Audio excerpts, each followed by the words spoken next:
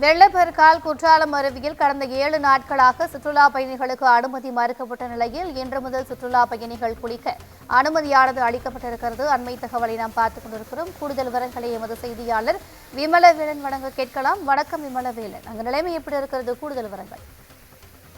வணக்கம். வங்கக்கடலில் உருவான ஆழ்ந்த காற்றழுத்த தாழ்வு மண்டலத்தால கடந்த வியாழக்கிழமை முதல் தென்காசி மாவட்டத்தில் பெய்த கனமழையின் காரணமாக குற்றாலத்தில் உள்ள மெயின் அருவி, பழைய குற்றாலம், ஐந்தருவி உள்ளிட்ட அனைத்து அருவிகளிலும் தண்ணீர் வரத்து அதிகரித்து காட்டாற்று வெள்ளமாக ஆர்ப்பரித்து கொட்ட தொடங்கியது. அதிலும் குறிப்பாக குற்றாலம் மெயின் அருவியில் உள்ள அபாய வளைவை தாண்டியும் தண்ணீரானது ஆர்ப்பரித்து கொட்டியது. அந்த வெள்ளத்தில் கடந்த வெள்ளிக்கிழமை நள்ளிரவில் மெயின் அருவி பகுதியில் உள்ள 2 பாலங்களில் உடைப்பு ஏற்பட்டது.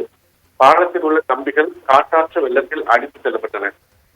குற்றாலம் முழுவதும் காட்டாற்று வெள்ள நீரால் ஆக்ரோஷமாக காட்சியளிக்கப்பட்டதால் பொதுமக்கள் குளிக்க தடை விதிக்கப்பட்டிருந்தது. தொடர்ந்து 7 நாட்களாக குற்றாலம் அருவிகளில் சுற்றுலா பயணிகள் குளிப்பதற்கு தடை தொடரப்பட்டு வந்தது.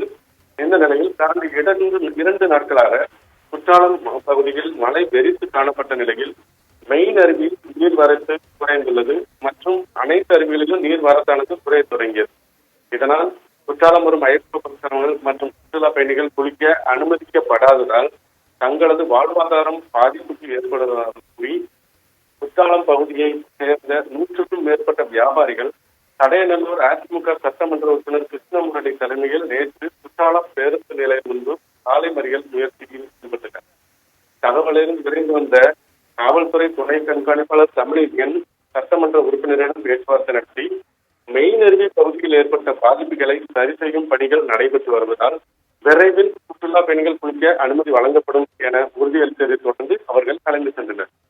இதன் தொடர்ந்து தென்காசி மாவட்ட குற்றாலத்தில் ஏற்பட்ட பாதிப்புகளை தற்காலிகமாக சரி செய்யப்பட்டுள்ள பணியை மாவட்ட ஆட்சித்தலைவர் கமல் கிஷோர் மற்றும் மாவட்ட காவல் கண்காணிப்பாளர் சீனிவாசன் மற்றும் உயர் அதிகாரிகள் அனைவரும் அருவி பகுதிக்கு வந்து ஆய்வு செய்தனர்.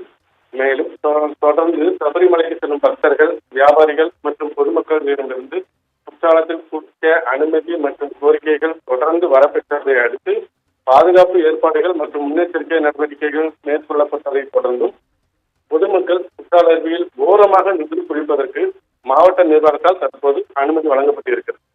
இதனால் தற்போது குற்றாலத்திற்கு குளிக்க வரும் சுற்றுலா பயணிகள் மற்றும் ஐயப்ப பக்தர்கள் மிகுந்த உற்சாகத்தில் சந்தோஷ குடியலுக்கு செல்கின்றனர்.